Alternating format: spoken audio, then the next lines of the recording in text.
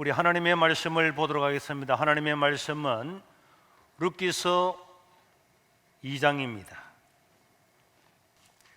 룻기서 2장 1절에서 7절까지 우리 다 같이 읽도록 하겠습니다. 룻기서 2장 1절에서 7절. 나오미의 남편 엘리멜렉의 친족으로 유력한 자가 있으니 그의 이름은 보아스더라. 모압 여인 룻이 나오미에게 이르되 원하건대 내가 밭으로 가서 내가 누구에게 은혜를 입으면 그를 따라서 이삭을 주겠나이다 하니 나오미가 그에게 이르되 내 딸아 갈지어다 하며 룻이 가서 베는 자를 따라 밭에서 이삭을 줍는데 우연히 엘리멜렉의 친족 보아스에게 속한 밭에 이르렀더라. 마침 보아스가 베들레헴에서 붙어와서 베는 자들에게 이르되 여호와께서 너희와 함께 하시기를 원하노라 하니 그들이 대답하되 여호와께서 당신에게 복 주시기를 원하나이다 하니라. 보아스가 베는 자들을 거느린 사원에게 이르되 이는 누구의 소녀냐 하니 베는 자를 거느린 사원이 대답하여 이르되 이는 나오미와 함께 모압 지방에서 돌아온 모압 소녀인데 그의 말이 나로 베는 자를 따라 단 사이에서 이삭을 죽게 하소서 하였고 아침부터 와서는 잠시 집에서 쉰 외에 지금까지 계속하는 중이니이다. 아멘. 자, 우리 사사시대의 슬로건이 뭐라 그랬습니까? 그렇죠. 포스트 모던의 원조 시초가 사사시대입니다. 모세가 죽고 여호수아라고 하는 위대한 지도자가 죽고 난 다음에 그 다음에 백성들은 방자해져서 자기 소견에 옳은 대로 행하였더라. 그래서 사사시대는 동성애로부터 시작을 해서 지금 우리가 가지고 있는 모든 이런 고질적인 사회의 문란한 것들을 가지고 있는 시대가 사사시대였고, 사사시대는 절대적인 진리, 하나님의 말씀, 지도자의 말 이런 것들은 다 무시하고 자기 옳은 대로, 자기의 생각에 옳은 대로 살아갔던 시대가 사사시대입니다. 이런 사사시대에 이스라엘 나라에 기근이 오게 되니까 나오미라고 하는 여인이 기근을 피하여서 남편과 두 아들을 데리고 이스라엘을 떠나서 모압 지방으로 이민을 가는 이런 일이 일어나게 된 것입니다. 하나님은 모압 사람과는 절대로 교제해서는 안 된다. 모압 사람들은 절대로 하나님의 총에 들어올 수가 없다. 율법에 정해놓았음에도 불구하고 이 포스트 모던 시대에 그런 성경 말씀이 우리와 무슨 상관이야? 나에게 간섭하지 마. 이런 말을 가지고 자기들은 기근을 피해서 좋은 땅에서 잘 먹고 잘 살기 위해서 하나님을 떠나서 모압 지방에 갔지만은, 그러나 10년이 되지 못해서 남편이 죽고 두 아들도 병에 걸려 죽고 거기서 맞이했던 모압 여인 두 며느리만 가부로 남게 되고 나오미 자기 자신도 가부가 되어서 이 집에는 새 가부만 남은 정말 기구한 운명을 맞이하게 되었습니다. 그러나 나오미는 이제는 고향으로 돌아가야 되겠다. 내가 하나님께 징벌을 받았구나. 고향으로 돌아가야 되겠다. 그렇지만은 두 며느리가 문제인데 이 며느리는 모압 여인인데 모압 여인은 이스라엘 나라에 가면은 이거는 사람 취급도 받지 못하는 거예요. 그런 걸 다 알려주고 너희들은 고향으로 돌아가라. 젊었으니까 여기서 다시 재혼을 해서 살아라. 그렇게 이야기했습니다. 큰 며느리는 돌아갔지만은 둘째 며느리 룻은 굳게 결심을 했어요. 내가 어머님의 하나님이 나의 하나님 되고 어머님의 백성이 나의 백성이 되고 어머님이 죽는 곳에서 나도 죽어서 하나님의 백성이 되겠다.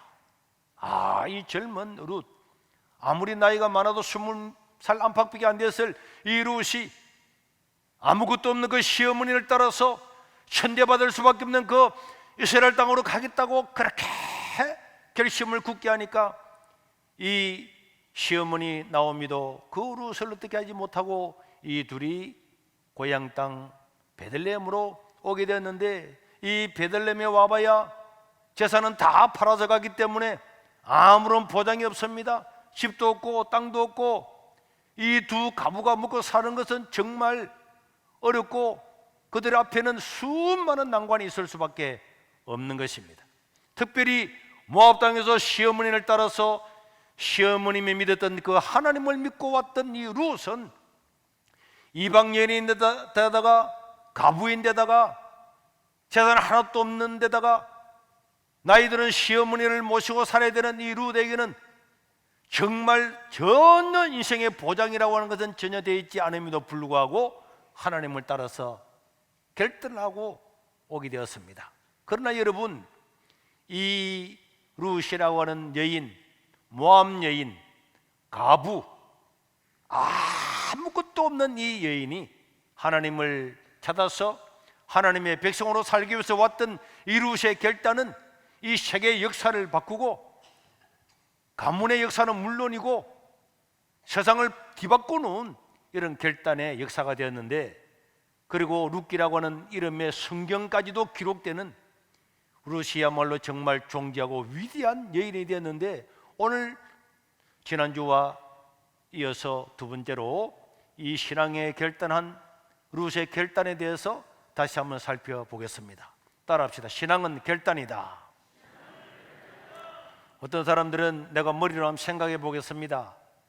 집에 가서 백날 생각해도 생각으로는 인생이 바뀌지를 않습니다. 신앙은 내가 믿는 바를 행동으로 옮기는 결단이 있을 때에 거기서 하나님을 만나게 되고 기적을 체험하게 되는 줄로 믿으시길 바랍니다. 아무리 우리가 믿음으로 살아가야 되는 이 신앙생활에서 인간적인 머리를 가지고 예측을 하고 생각을 하고 계획을 하고 어떤 준비를 해도 그것만으로는 부족한 것입니다.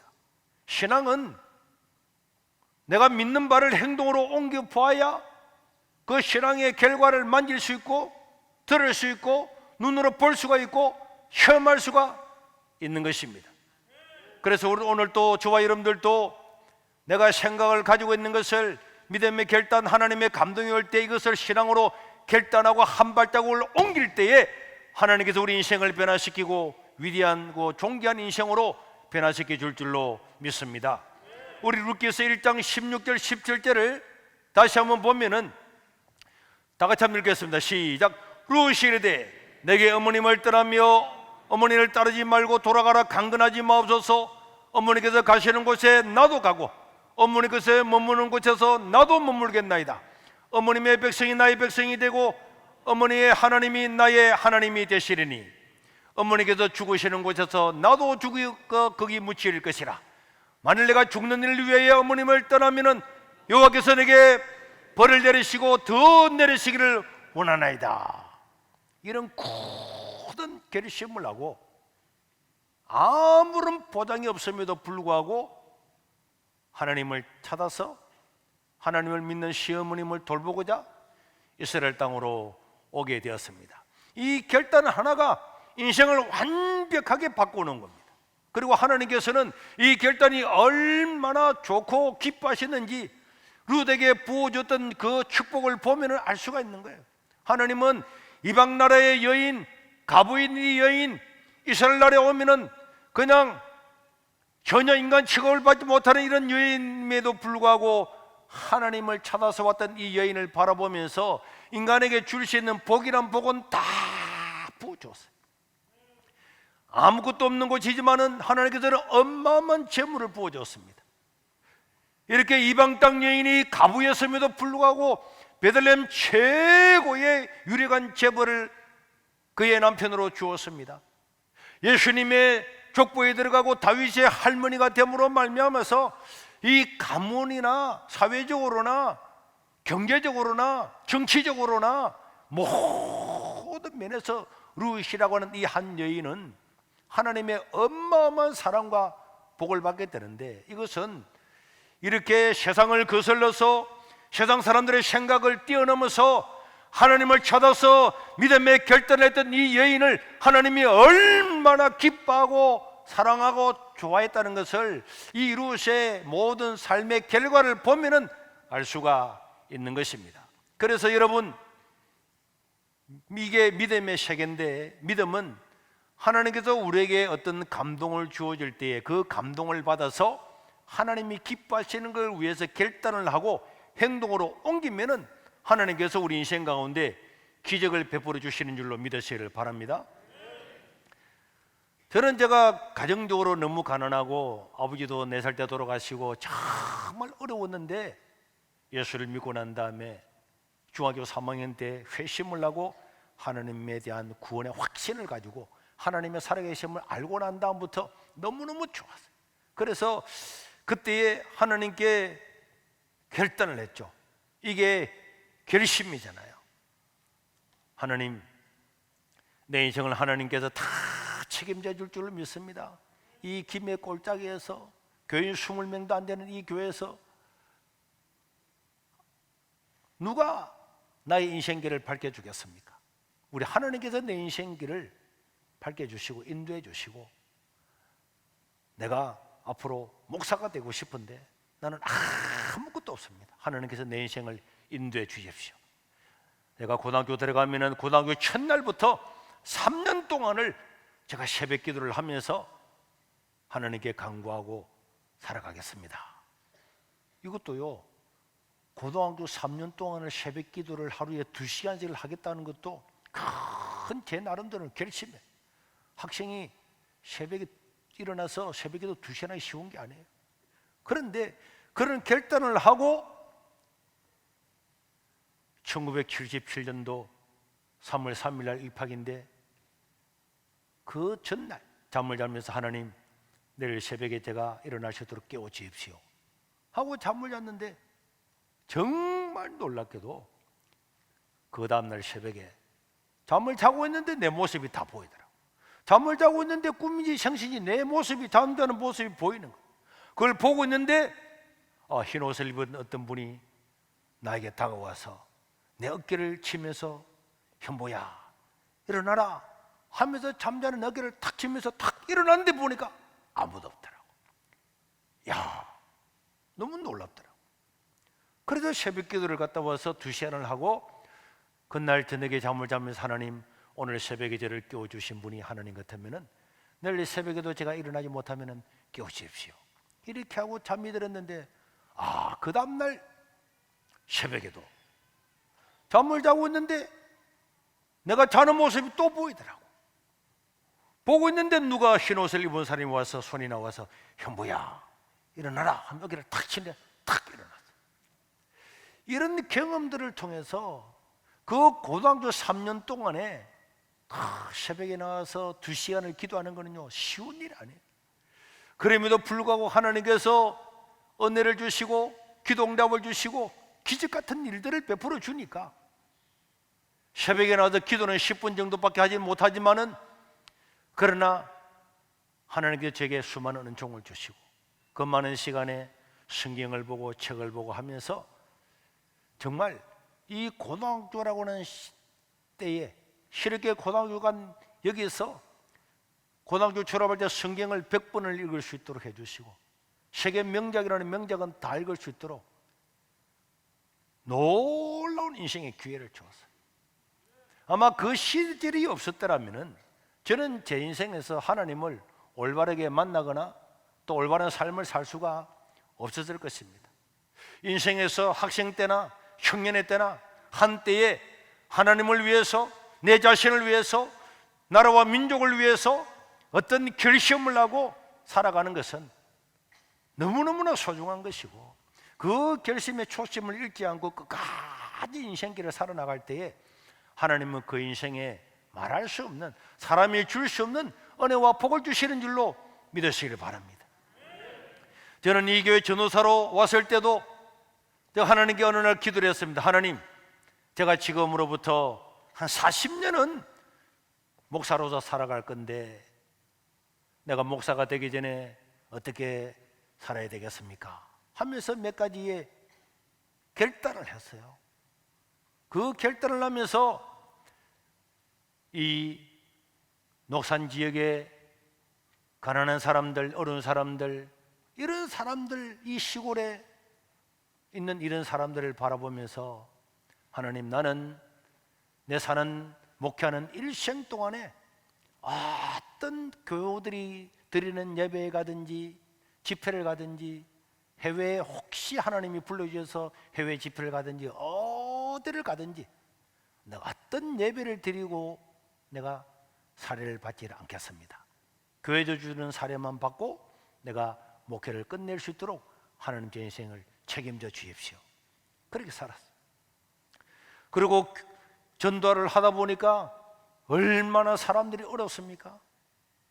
그런데 제가 뭐 결혼 기념일이다, 내가 생일이다, 우리 애들 100일이다, 독일이다 이런 거 하면은 교인들이 부담스럽지 않겠습니까? 내가 목회하는 날 동안에는 내가 어떤 기념일도 생일도 우리 자녀들이 결혼하거나 부모님이 돌아가시는 어떤 일이 있어도 그런 경조사에 내가 일절 돈을 받지 않고 내가 목회를 끝낼 수 있도록 하나님 도와달라고 그렇게 하며 살아왔어요. 얼마나 뭐 어려움이 많고 사례받으면은 교회 건축하고 땅 사고 뭐하고 다 드리고 애들이 뭐 우유도 못 사 먹을 그래도 이런 원칙을 하나님과 내 나름대로 하나님 나라를 위해서 헌신하겠다 하는 이 결심을 끝까지 지금까지 지켜오면서 하나님께서 세상이 감당하지 못하는 수많은 은혜와 복을 주었어요. 부족함이 없는 은혜와 복을 주었습니다. 만약에 제가 그때의 그런 결심을 하지 않고 살아왔다면 저는 제가 그런 생각을 해요. 하나님께서 우리에게 이런 은혜와 복을 내 인생에 베풀지는 않았을 거다.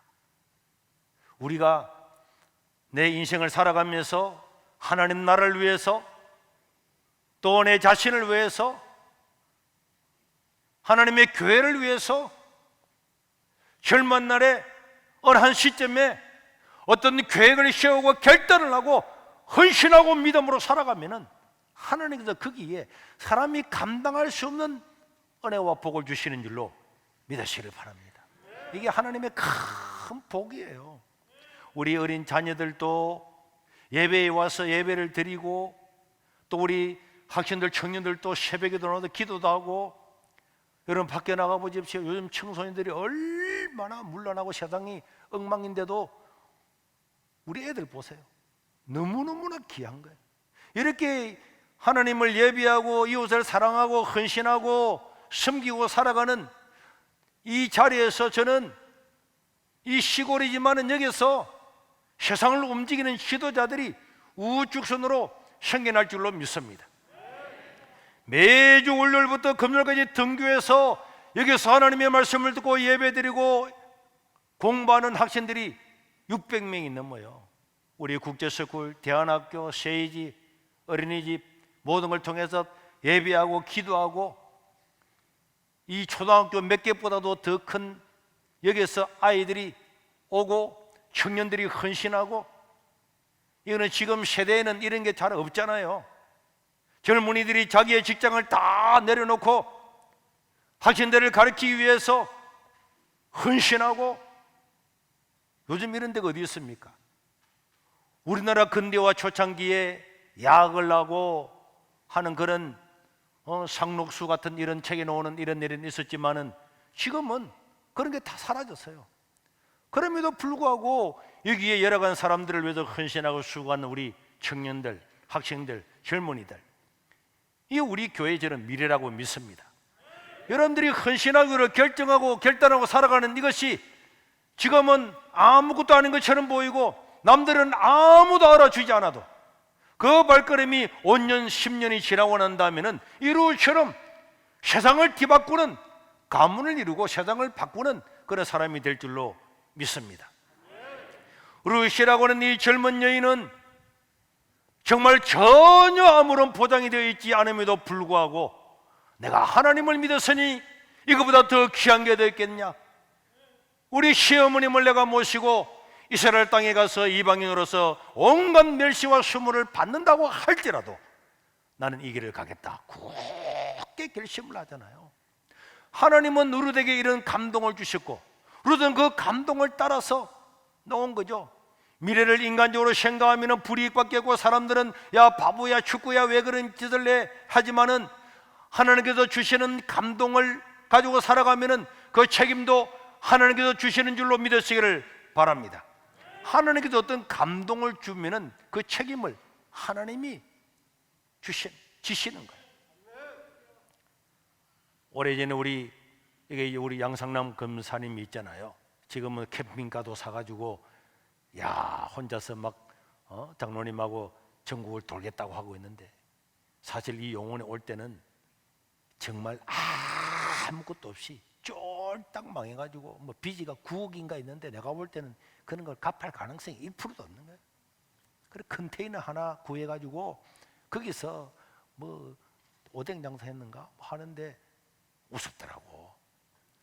그런데 말씀을 듣고 어느 날 결심을 한 거예요. 하나님, 내가 하나님의 교회를 위해서 매주 11조를 30만 원을 내가 하겠습니다. 그때는요, 수익이 한 주 수익이 11조, 11조는 고사하고 30만 원 돌아올지도 모르는데, 이 11조를 통해서 가난한 자, 어려운 사람 우리가 다 교회가 돕잖아요. 그래 작정을 하는데 얼마나 어렵겠습니까? 뭐 몇 개 팔아가지고 어떤 데는 한 주간 파는 거 전부 다야 30만 원밖에 안 돼. 그래도 그들 꾸준히 해놔. 나중에는 우리 하나님께서 장수 맛두부를 주셨잖아요. 우리 하나님은 하나님의 감동을 따라서 살아가는 사람에게는 그 감동은, 하나님 주신 감동은 하나님이 책임져 주시는 줄로 믿으시길 바랍니다. 그런데 하나님이 감동하신 것은, 다른 말로 하면은 하나님이 감동하신 것은 어떤 것이든지 그것은 내 것이 아닙니다. 이번 주에 어떤 한 목사님이 서울에서 내려와서 이야기를 하는데, 이런저런 이야기를 하다가 이런 이야기를 하는 거예요. 자기 교회에서 교회를 건축하고 하는 꿈을 가지고 목사님이 기도를 하고 있는데, 그런데 자기 교회 중에서 어느 안수 집사님 가정이, 잘 사는 안수 집사님 가정이 있었는데 부자였어요. 그런데 그 안수 집사님이, 목사님, 제가 사업체도 있고 다 부하게 사는데 자기 할아버지가 돌아가시면서, 할아버지도 부자였는데 자기한테 건물을 한 채 주었다는 거예요. 그 자기 건물을 받아서 기도를 하고 있는데, 목사님이 교회를 건축한다 그러니까, 나는 사업체도 있고 다 살만하니까 이것은 내가 하나님께 드려서 복음 전하는데 헌신해야 되겠다, 이렇게 했더니 자기 부인이 반대를 하는 거예요. 아니, 이걸 왜 하나님께 드리냐고, 앞으로 더 키워서 더 이렇게 해가지고 수익이 나면은 하나님께 헌금도 할 수 있는데. 그래서 이 집사님이 목사님께, 목사님, 꼭 이것을 해서 교회가 원하는 교회와 또 이런 일들을 통해서 많은 사람을, 영혼을 구원하는데 또 약한 자를 돕는데 사용하도록 우리 부인의 마음을 감동시켜 달라고 기도하자 해서 2년을 기도했대.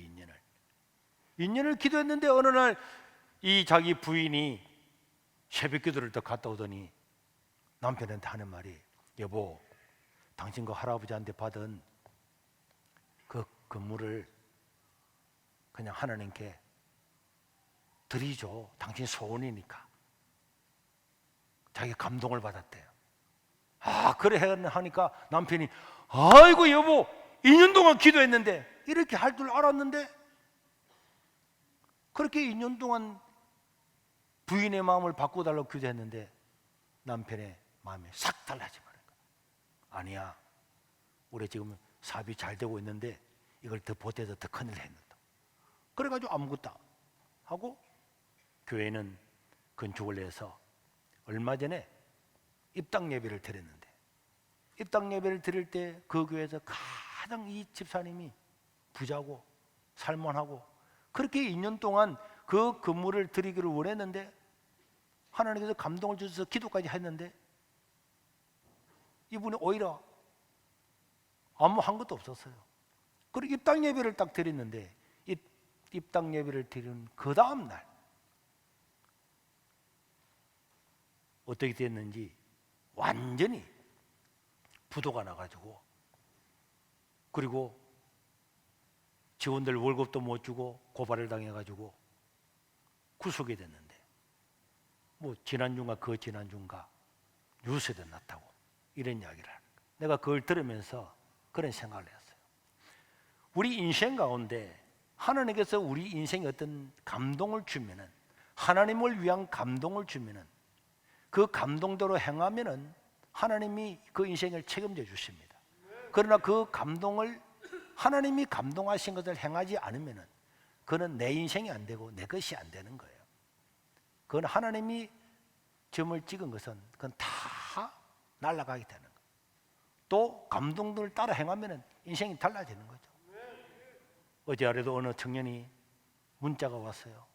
목사님, 그동안 제가 술을, 담배를 도저히 못 끊어서 고민했는데 이번에 드디어 결심을 했는데 지금 한 달 동안 술을 마시지 않고 금연을 하고 있다는 거예요. 그래서 내가 정말 감사합니다. 청년의 때에 그런 결단을 하고 바로 살겠다고 하는 그런 결심을 하는 것 자체가 위대한 일이에요.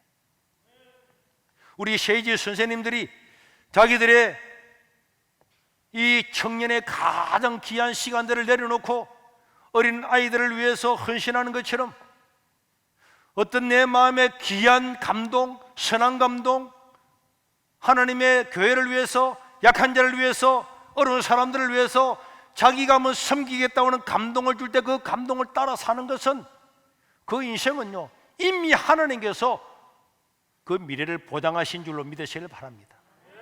믿음은 눈에 보이지 않고 손으로 만질 수가 없고 귀에 들리지 않지만은 그 결과는 말하지 않아도 그 믿는 대로 이루어짐으로 말미암아서 하나님이 보장을 하는 거예요.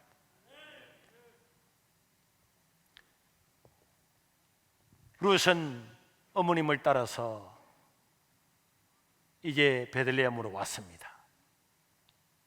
그런데 이 베들레헴에서 오고 난 다음에 이상한 우연한 일들이 일어나게 되는데, 따라합시다. 성도에게는 우연이란 없다.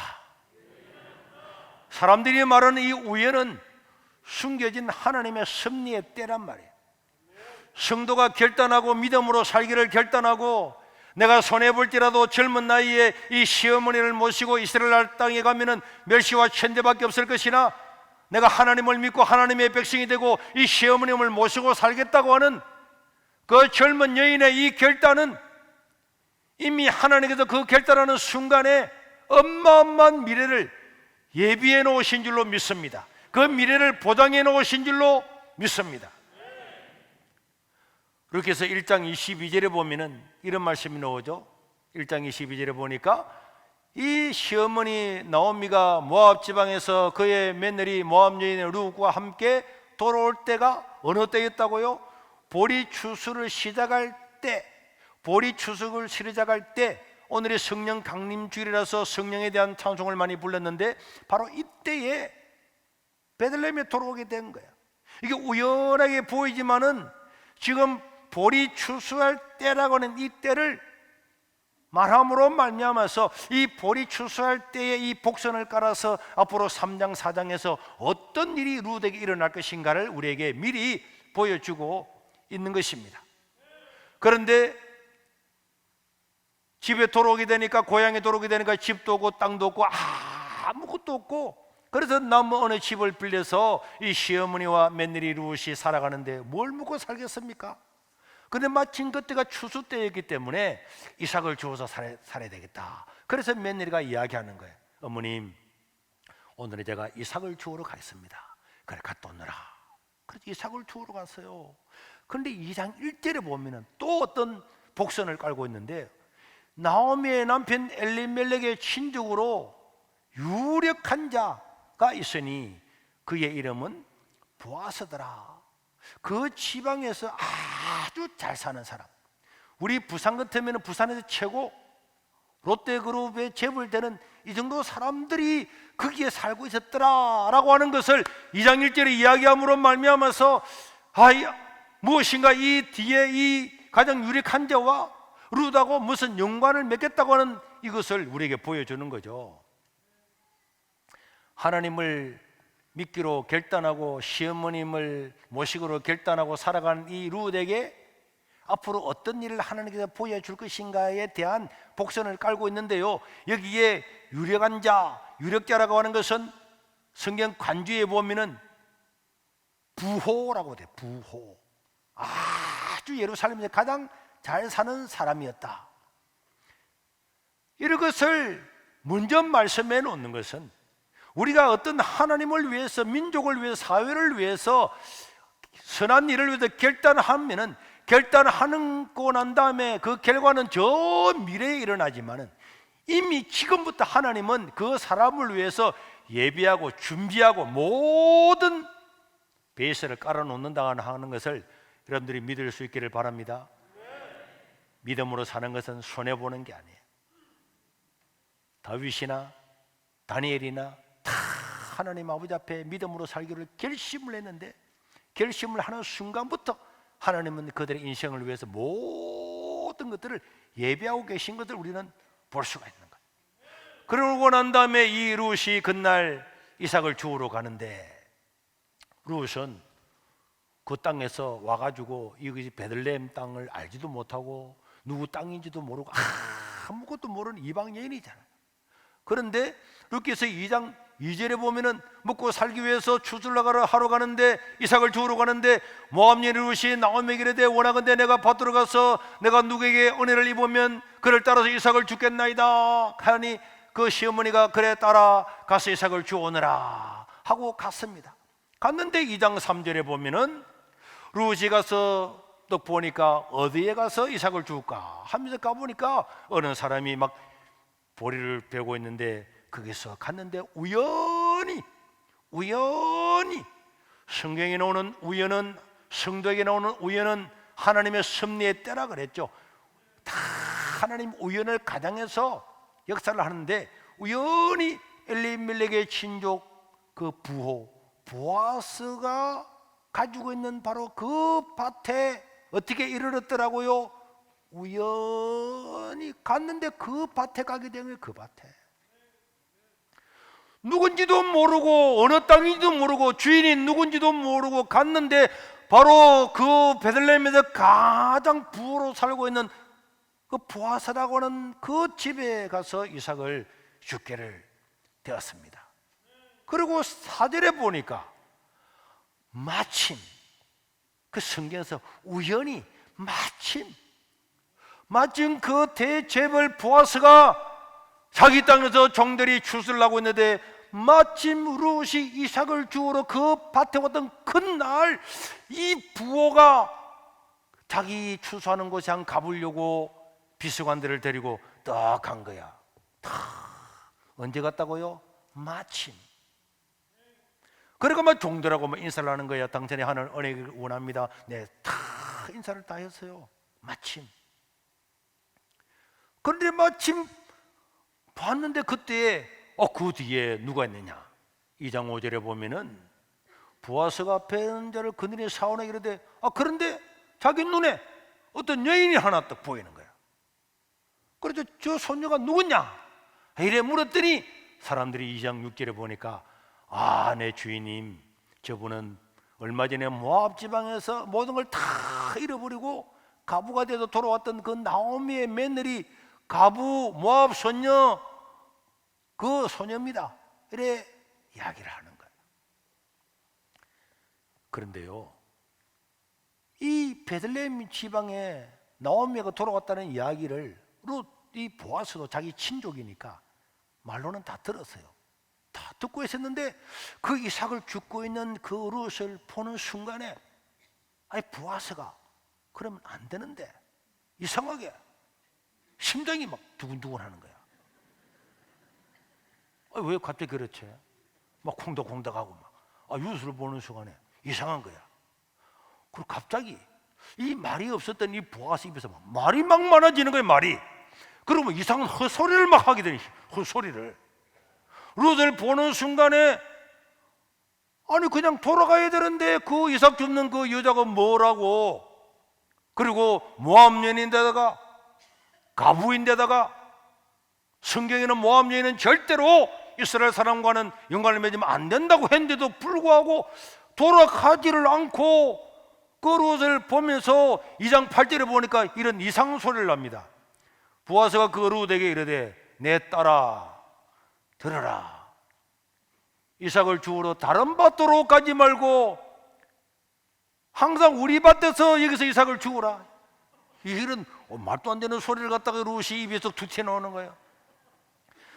그러더니 2장 9절에 보니까 종들한테 이야기합니다. 그들이 베는 밭을 보고 그들을 따르라. 내가 그 소년들에게 명령하여서 이 룻을 건드린 놈이 있으면 손가락을 다 잘라버리겠다. 이렇게 이야기하고 룻 목이 마르면은 그래서 가서 소년들이 다 여름에 타다가 그 얼마나 더워요. 추수할 때 더워서 시원한 물을 마시라고 떠놓은 물을 너는 가서 마음대로 마셔. 걱정할 것 없다고 다 마시라고. 이러면서 점심때가 되었는데 2장 14절에 보니까 이 보아스가 그 이방인 여자 가부를, 땅 한 떼기도 없는 그 가부를 데려와가지고는 시설하는데 보아스가 룻에게 이리 와서 떡을 먹어라. 네 떡 조각을 초에 찍어 먹고 볶은 곡식도 먹고. 그랬더니 그동안에 배가 고파 있었다는 룻이 그래서 얼마나 많이 먹었는데 배가 부르고 그만큼 먹은 거야. 그러고 난 다음에 2장 15절에는 완전한 헛소리를 하게 됩니다. 룻이 이삭을 주우러 일어날 때 보아스가 자기 손녀들에게, 이 추수를 하는 손녀들에게 명령을 하여 그들에게 이르되 곡식 단 사이에서 죽고 책망하지 말며. 여러분, 추수는 그림 하나 볼까요? 추수는요 다 베고 난 다음에 주인이 전부 다 추수대를 다 가지고 가고 난 다음에 거기 떨어진 게 있으면 거기서 줍는 게 이삭 줍는 거예요. 좀 밀레 이삭 줍는 여인이잖아요. 그런데 이 보아스는 뭐라고 헛소리를 합니까? 다시 한번 볼까요? 2장 15절에 이삭을 주울 때 이거 보아스가 자기 그 추수하는 소년들에게 명령을 해 이르기를 이 룻은 곡식 단 사이에서 줍게 하라는 거야. 추수를 하고 다 가지고 난 다음에 남은 거 떨어진 것 중에 줍는 게 아니라 그냥 빌 때에 하라는 거야. 그리고 절대로 책망하지 말라. 그걸 한들 더 뛰어넘어서 또 뭐라 그럽니까? 2장 15절 16절에 보면은 또 그를 위하여 너희들이 벨 때에 곡식 다발해서 조금씩 뽑아서 버려놓고 룻이 주고 가도록 그래 해라는 거야. 이야, 이거는요 있을 수가 없는 일이야. 이삭 줍는 거라고는 우리도 어릴 때 이삭 주우러 많이 갔잖아요. 그럼 추수 다 가지고 난 다음에 거기서 줍는데, 그런데 곡식 단 사이에 줍고 종들한테 이야기해가지고 룻이 주변에 오면은 일부러 모르는 체하고 흘리는 체하고 막 빼가지고 흘리라는 거야. 주인이 흘리고 그래 주라는 거야. 이게 정상이 아니잖아요. 이게 우연처럼 보이지만은 절대로 우연 아닙니다. 이렇게 말하니까 어떤 사람 이렇게 이야기합니다. 아이 목사님, 그런요 보아스가 남자잖아요. 룻이 너무 이쁘면은 모함이네 가난해 상관없습니다. 제가 어느 우리 의사 집사님의 우리 교회에 핸드폰을 한번 톡 봤는데 그게 일어났더라고. 20대가 좋아하는 여자 누굴까요? 20대가 좋아하는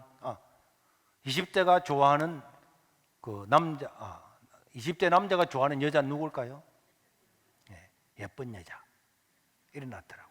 그리고 그 밑에 보니까 30대 남자가 좋아하는 여자 무슨 여자? 이쁜 여자. 40대가 좋아하는 여자 이쁜 여자. 50대가 좋아하는 여자 이쁜 여자. 70대가 좋아하는 여자 이쁜 여자. 우리 그 집사님이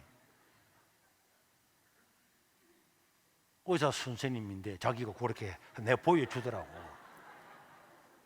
그래 룻이 이쁘니까 보아스가 그랬겠죠. 그럴 수도 있겠죠. 그런데 여러분, 만약에 그 말대로 정말로 룻이 그렇게 이쁘다면은, 그렇게 이쁘고 아름다운 여인이 자기 나라 민족을 떠나서 이스라엘 나라의 가부 시어머니를 모시고 온다는 거, 그거 대단한 거 아니에요? 그런데 우리 성경을 보면은 루시 그렇게 이쁜 여자는 아니었습니다. 목사님, 그 증거가 있습니까? 네, 당연히 증거가 있죠. 4장 5절과 6절에 보면요, 나중에 루시 보아스의 마음이 들어서 보아스가 결혼을 하려고 하잖아요. 결혼을 하려고 하는데 이 이스라엘 나라에는 법이 있었어요. 자기 친족의 땅을 대신 사서 거기서 태어나는 자손의 이름으로 해주는 기업을 무르는 이런 제도가 있었는데, 이 보아스보다도 나오미 집에 먼저 권리를 행사할 수 있는 사람이 있었어요. 그래서 보아스가 이야기를 하는 거죠. 당신이 저 나오미의 재산을 다 사주겠느냐? 그랬더니 이 친족이 얼마나 착한지, 그걸 하겠다. 내가 그 남편은 죽었지만은 그 나오미한테 재산을 다시 내가 사서 주겠다. 그랬더니 보아스가 그러면은 저 룻도 데려가야 된다. 이랬더니 친족이 뭐라 그럽니까? 나는 못할래, 안 할래 하고는 거절을 합니다. 그래서 보아스가 이 룻을 두 번째로 자기가 아내로 삼게 되는 거죠. 첫째는 친족이었는데 그것을 버림으로 말미암아서 보아스가 룻을 자기 아내로 데려오게 되는데, 이런 걸 보면은 룻이 그렇게 매력적인 사람은 아니었는데 누구한테? 보아스한테는 아주 매력적인. 여러분, 그런데 이 보아스는 누구였느냐? 이렇게 대재벌임에도 불구하고 지금까지 결혼을 안 한 노총각이었어요. 노총각. 그런데 이 재벌이고 노총각이 그 당시에 베들레헴에 있는 여자들이 이 재벌을 꼬시려고 얼마나 노력을 했다고. 그래서 보아스가 지나가면 이상하게 배꼽을 막 내놓고 이렇게 그 당시에는 춤을 추면은 그 당시에는 복장이 그랬잖아요. 막 그렇게 하고 막 엉덩이를 흔들고 다니고 이랬는데도 보아스는 다 싫었어요.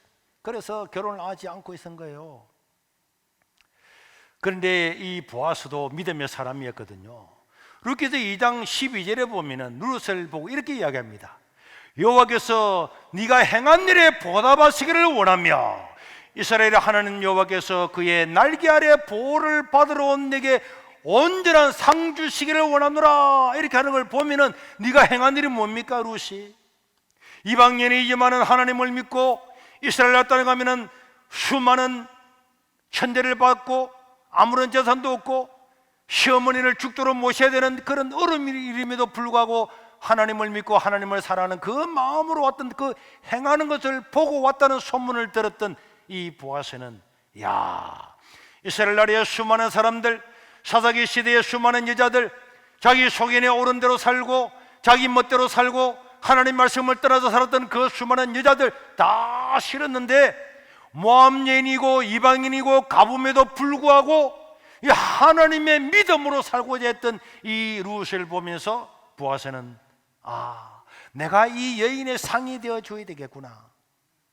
이런 결심을 하고, 그래서 이 보아스가 그 룻을 만나는 순간에 이상하게 가슴도 뛰고 막 헛소리도 하고 종들한테도 평생 내리지 않았던 명령도 내리고 이렇게 하는 걸 보는 거예요. 여러분, 히브리서 11장 6절에 보면은 하나님께도 그랬죠.